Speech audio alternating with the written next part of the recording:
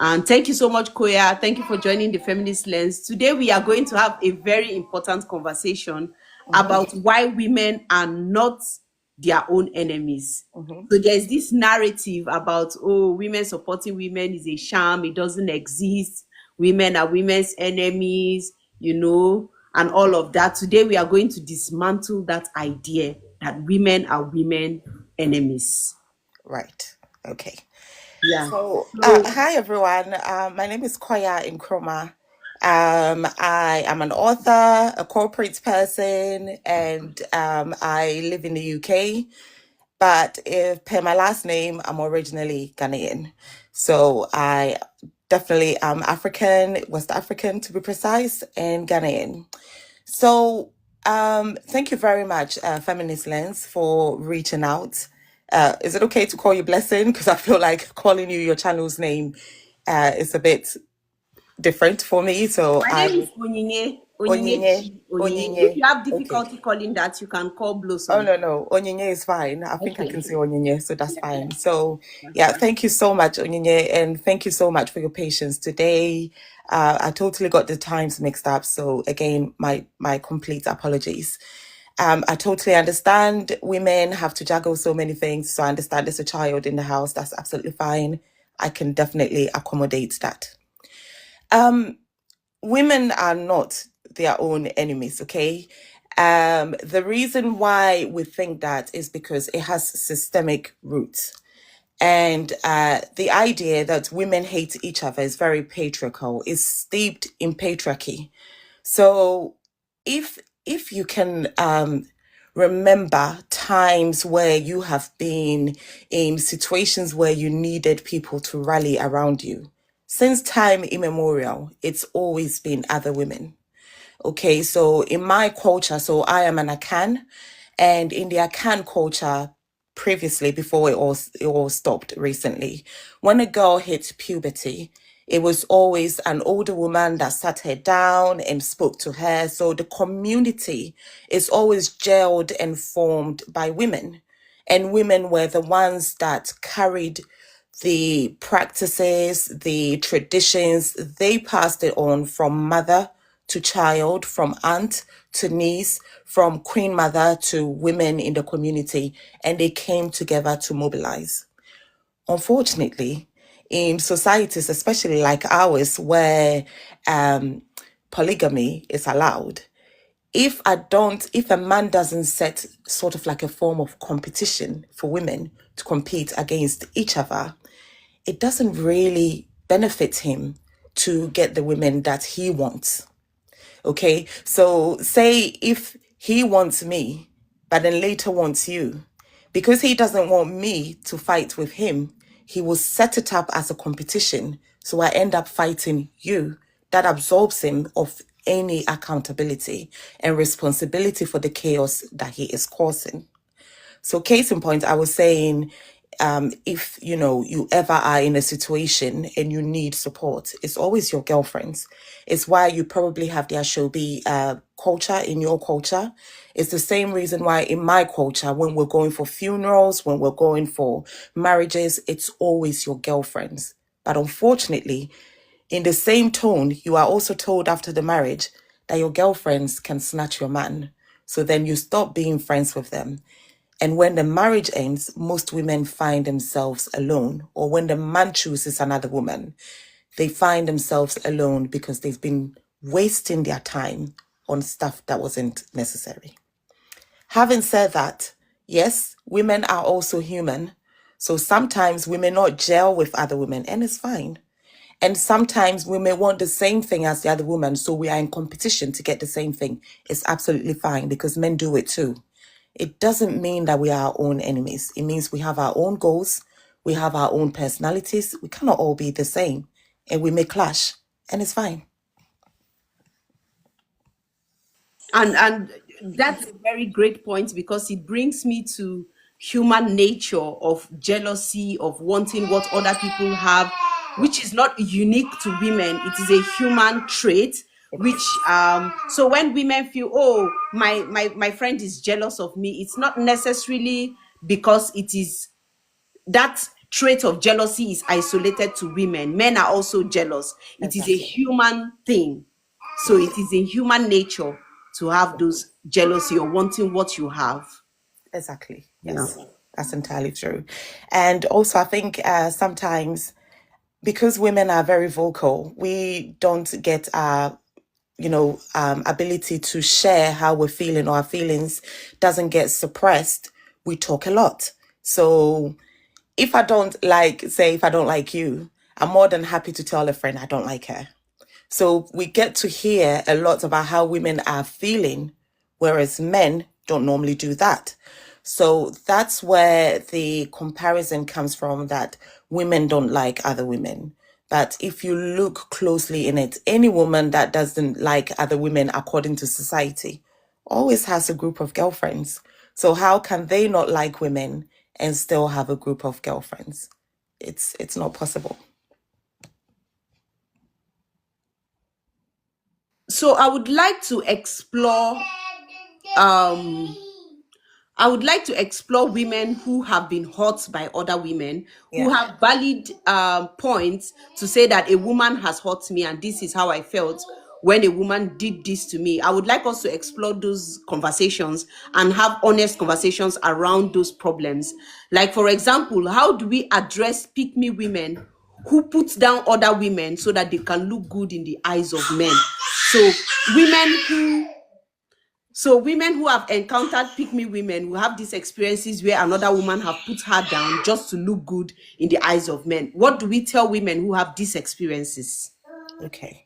So that is a very valid question. But before I answer that question, I'd like to ask a question, and then I will try and answer that particular question as well.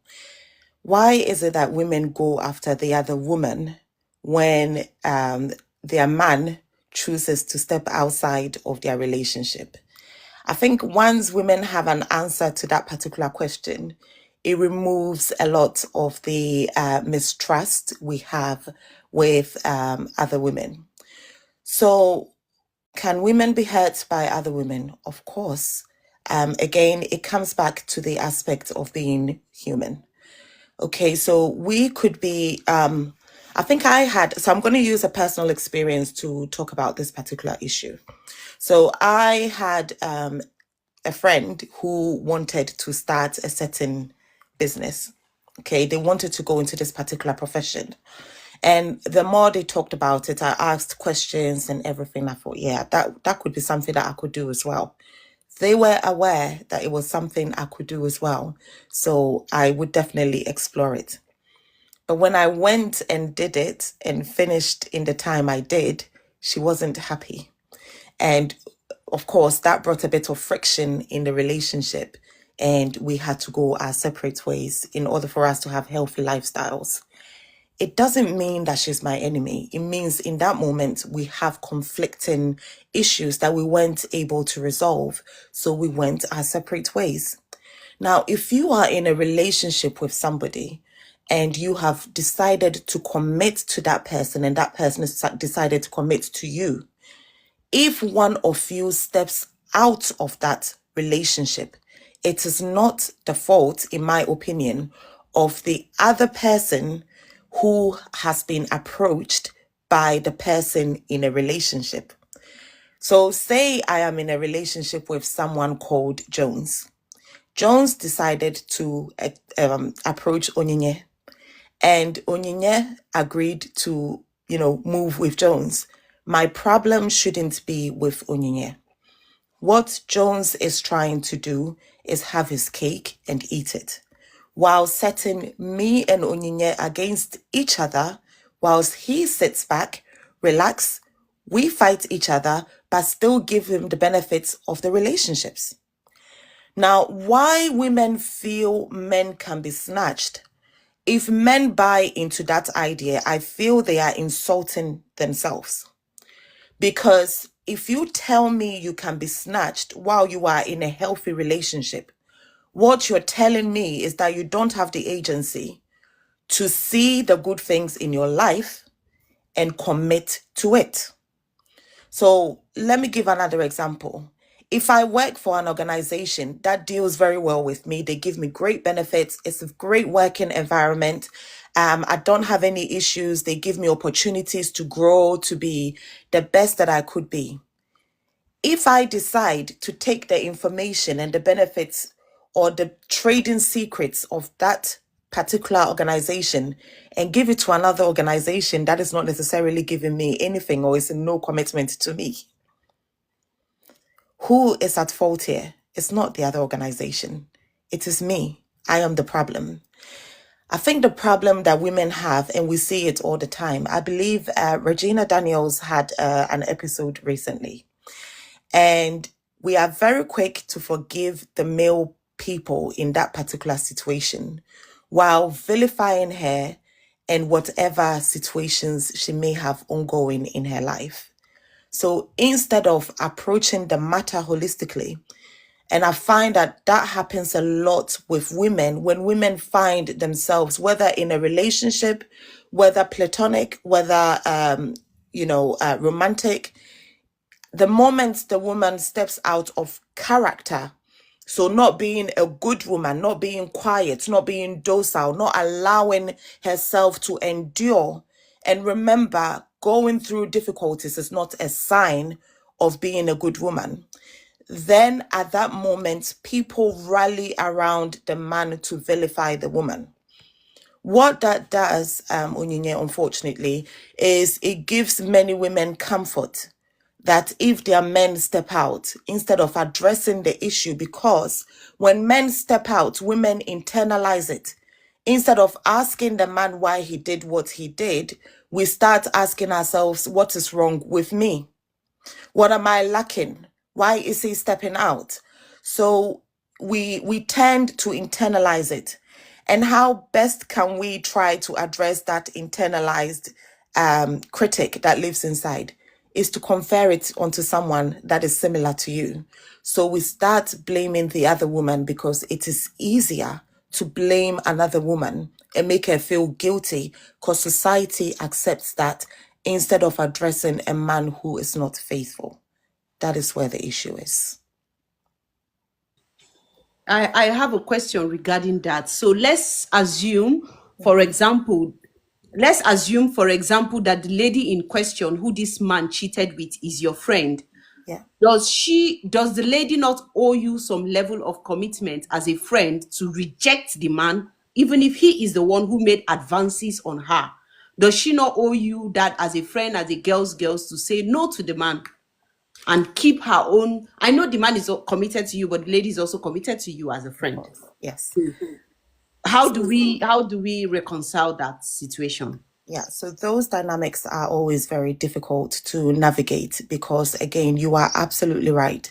If I'm your friend and you get approached by someone that you know is in a committed relationship with me, yes, we have an unwritten rule as for in friendships where we expect that the woman would say no to the man.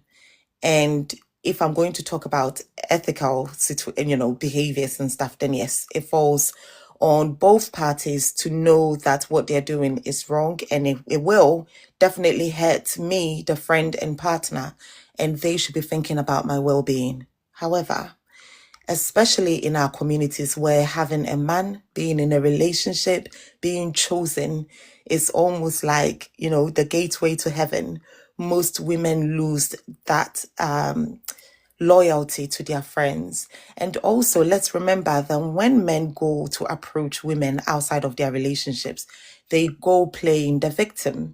So they may go there, even conversations that you've had with your man about your friend, he will now use that as a weapon to get your friend on his side. I'm not saying women are innocent in all this. No, women need accountability in this, especially if you know someone is in a relationship. You owe it to yourself, especially, to not be in that situation where there's a lot of stress, where you put yourself in situations to be disrespected or even attacked. But I can tell you from experience that when married men or men in committed relationship approach women, first of all, they vilify their wives. Their wives are not good.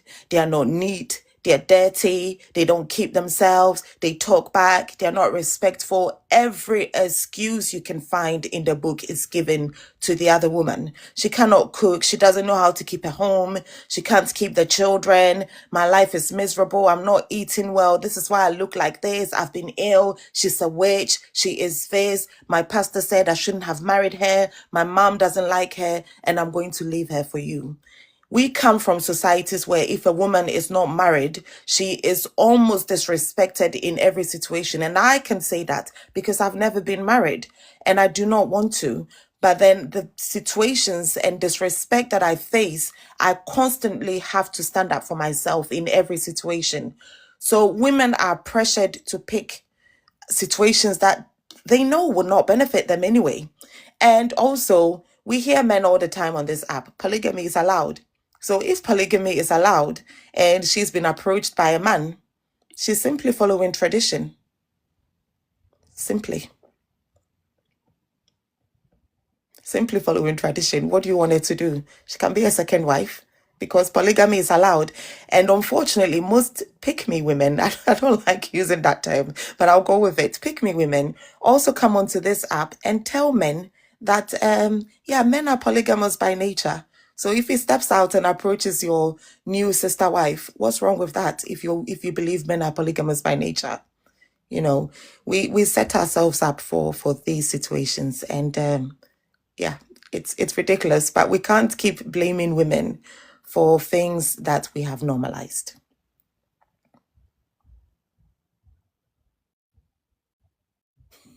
Oh, yeah. Thank you so much for Right. that Yeah. talk. And I want to also explore the cases of abuse, Right. SA, Yeah. and domestic disputes. If I would say, how we have like some children who have been hurt by their mothers. I would say it's women not supporting women, where the mother choose their husbands over the children. I would use, for example, if a woman's husband is not alive anymore and she chooses to remarry, and she has kids for the first husband, and then the new husband starts abusing those children. Let's use a girl child for an example. The woman who is supposed to protect that girl child as her child, if she goes ahead and start abusing the child, start insulting the child, start blaming the child for the man abusing the child, how do we reconcile that situation when it comes to women are not women's enemies? How do we tell that child that her mother is not her enemy? How do we explain to that child the system that has put her mother in that situation to do that to her or to hurt her? Okay.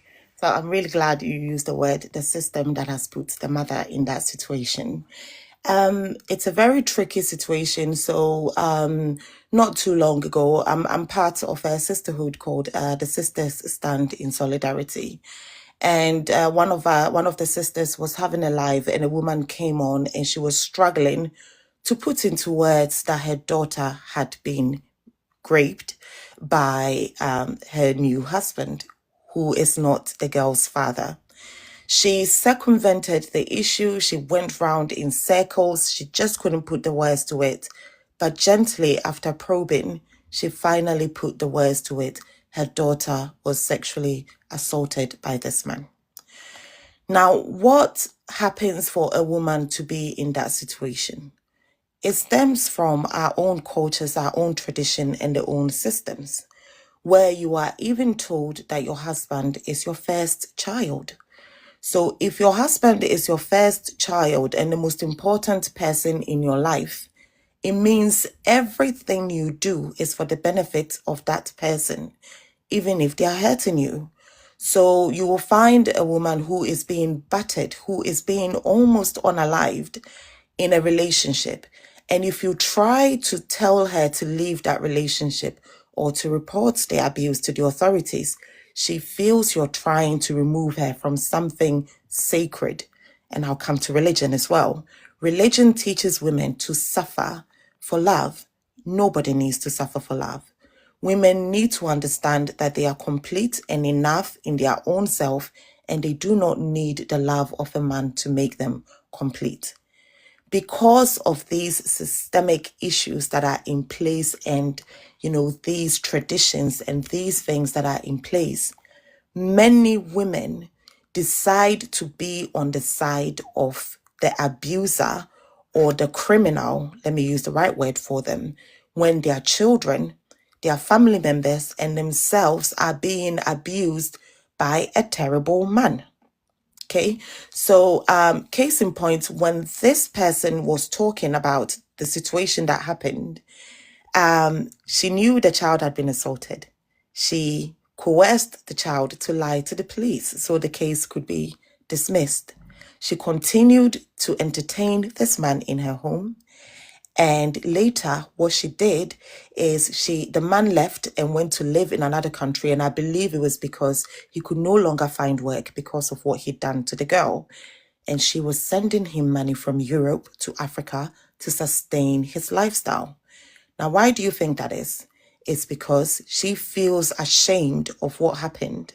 She can't come out of it, and she feels being chosen by the man gives her the validation that she needs. So instead of addressing the shame, because shame is not a bad thing, it's only bad when you keep beating yourself up for something you should forgive yourself for.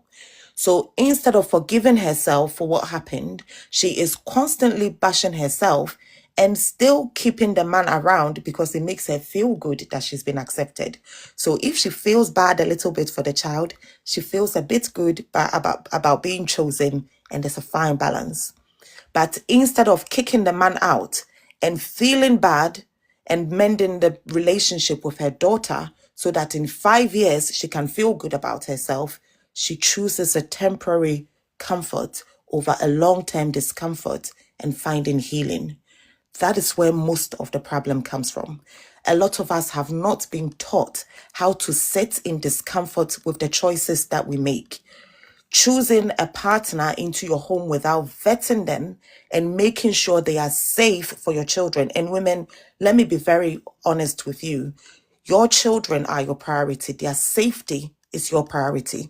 Bringing another man in that removes that safety is on you. I'm going to blame you and hold you accountable for that one. I always advocate for women, but when it comes to children, my loyalty shifts immensely to the children.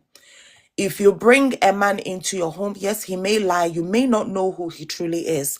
But when he starts putting his hands on you, your children, and doing things to them that are not safe for your children, you are now responsible for protecting your children.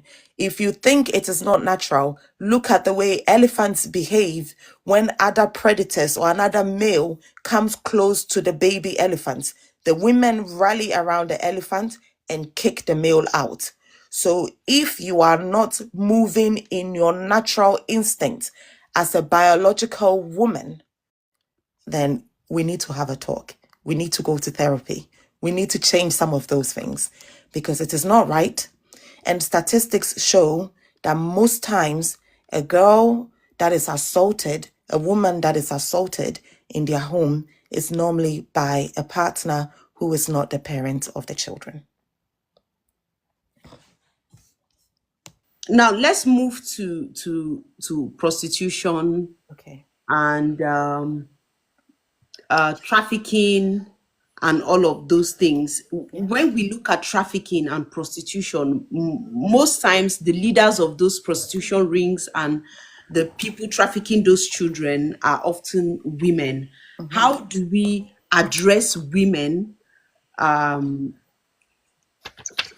other women knowingly just for the benefit of it, the money they will gain, the power, and whatsoever reason they are doing those things for? How do we reconcile it with women are not women's enemies? How do we address that? Okay. So I'm just going to again challenge that the madams of this prostitution normally work for a pimp. There is always a pimp. Always 90 to 95% of the time, there is always a man who is the end person, the odogu that receives all the money at the end of it. They pay to him. Either they pay to him to protect them, whatever that protection means. They pay to him to make sure they keep the establishments they have. And normally, the people that are tasked with finding the victims and trafficking them are normally women, because they are working for men.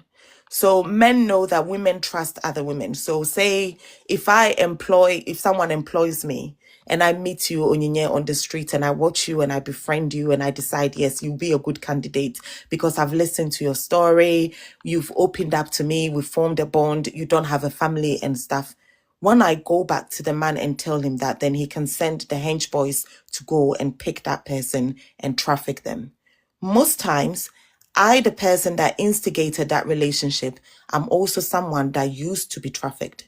I have not healed from that situation. I've not had any help. I don't normally have a support system.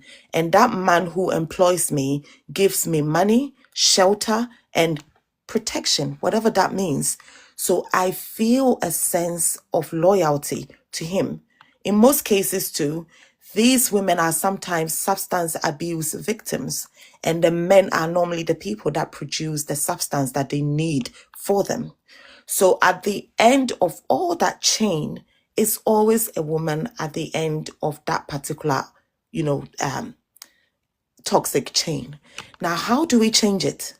Well, how we can change it is actually encouraging victims of prostitution to start talking about their experiences, allowing them in spaces like churches, like religious settings, like, girls groups, and allowing them to talk, listening to them without judging them. Yes, the woman that came onto our life and talked about, seeing her child being essayed and not stepping in. Many women wanted us to drive her away, but I wanted her to talk because it was healing for her.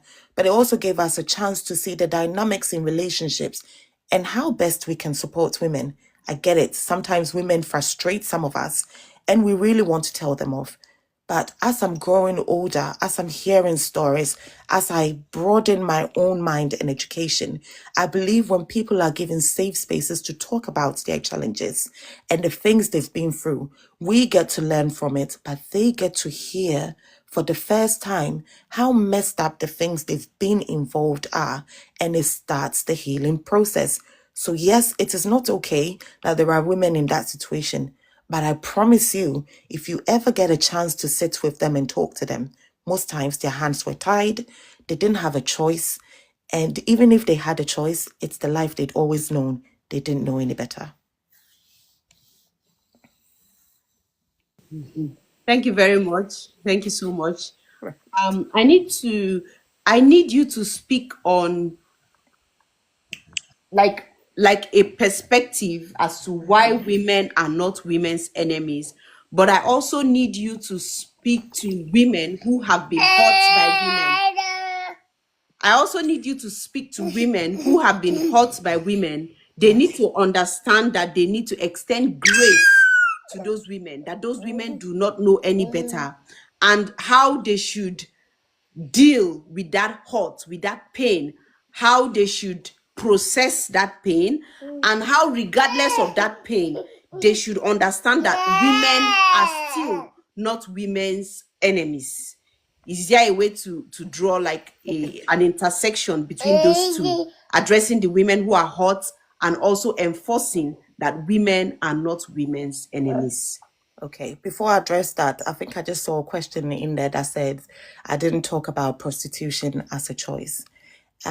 Prostitution as a choice, but what is the background of the person making that choice? Again, for every choice that we make, and even if you ask yourself, there is always a reason for you making that choice. It's either you were looking for safety, for shelter, for food, and something pushed you to make that choice. It doesn't mean that that choice came from a place where you had complete autonomy. Sometimes people go through stuff that forces them to make certain choices. Sometimes it's also out of greed, and it happens. In whatever situation, it is not the best choice for the person. It inherently puts them in danger. And regardless of how they ended up in prostitution, they deserve kindness when they tell their story. They deserve to be heard. So that's the answer to that. Now, in terms of women not being their own enemy and what advice I could give to other women, that think that, I think in a nutshell, that was your question, isn't it? Okay. So women are not their own enemies. And I want to really hammer on that because again, at the beginning, I did say, if you've ever I lost my mother when I was 20. The people that rallied around me were my girlfriends. I had male friends, but to be honest, they were not there. But my girlfriends were there. For those of you who've been married, and I have been in situations where I've gone to support my friends getting married, when they had babies, when they went through difficulties in life, it's always been other women that had rallied around them. Women are community. Women build community. Women are the backbone of community.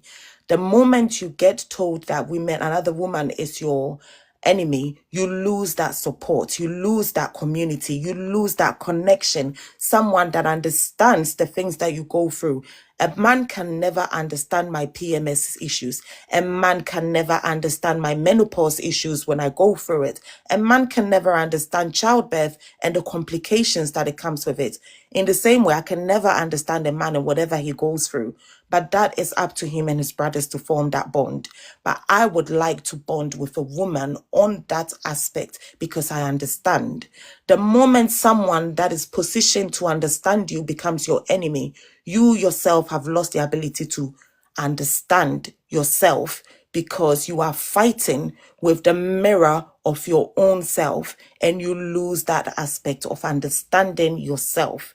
Now, to women who have been betrayed by other women because they had chosen men and put you in danger, it happens. I've seen women put other women in danger because they were looking for the validation of a man, of a position, of anything. It happens because at the end of the day, at the end of everything, women are still human. Women are allowed to make mistakes. It doesn't mean that you need to stay there and be the victim of that woman's choice.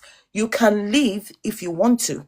If a woman is not healthy in your circles and she's making decisions and situations that put you in danger, leave. You are not a tree. You can pick yourself up and leave. Stop putting the blame on that particular woman and lumping all of us into that situation, that choice that one woman made. One woman. She is human. She's been through some things. Her choices may be skewed. It doesn't define who she is. So please, if one woman did something, look at the things that men have done. They've started wars, they genocides, many things. And you still think women are your enemies? Why? I'll ask that question as my last question to everyone. Men have started wars, genocides. They've taken a lot of privileges off the table. Most people, when they go to look for jobs, they have to sleep with a man before they get the job and everything. And you go into the office and one woman boss gives you a problem and she is the problem. Look at things And you holistically. use her to generalize and say, You oh, said to women supporting all of women us. is a scam. Yeah. Yes. When your whole life women have been supporting you, you ignore that. But just Yes. one woman hurts you and you generalize. And you generalized all of us. Yes. Yeah. Onyinye, I'm terribly sorry. I've got another appointment in saying about a couple of minutes. So I'm so sorry. I know I was late. Yeah, But awesome. yeah. So we can round up. Do you have any thoughts? Do you have anything you want to round up with? Any conclusions on the general, like the whole discussion we have had so far? I think we have finished The questions. the questions and Yeah. everything we needed to talk about. So you can just round up and then we end the conversation. Thank you so much. Thank you. Perfect. So my parting thoughts to every woman on here is that your sister is not your enemy. However, women are also not your meal for you to use for your emotional dumping and expect them to take it and be nice and smile with you to your face. Every woman has ambitions. We're all fighting for what we need in life. So your sister is not your competition. She's also fighting for her life. So if she doesn't give you the support that you think you deserve, move on and find someone else who can give you that support. It's not that of a big deal. We don't need to make such a huge thing about it. You can step back if that relationship with another woman is not helping you, if it's not giving you the support that you need. You can definitely step back. You can find your own tribe. If one person is bad, it doesn't mean everyone is bad. The same way you give grace to all men, even though a lot have done a lot of evil, is the same way you should give grace to all women. Deal with women on individual basis. All women are not evil. And no, you don't need to fear women. We do great and mighty things. It's been written about, and we should give each other support to be the bosses that we are. Because at the end of the day, if you can push a baby out through that narrow channel, you are a boss. And I want to leave that with you, that every woman is enough.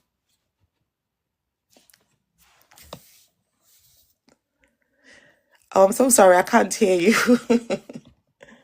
Thank you so much, Koya. I'm so sorry. Thank you That's all so right. much. Yeah, Thank you for joining us. Thank you for thank agreeing to you. have this conversation with us. We hope to see you again. All right. And thank you. Thank you. Thank you.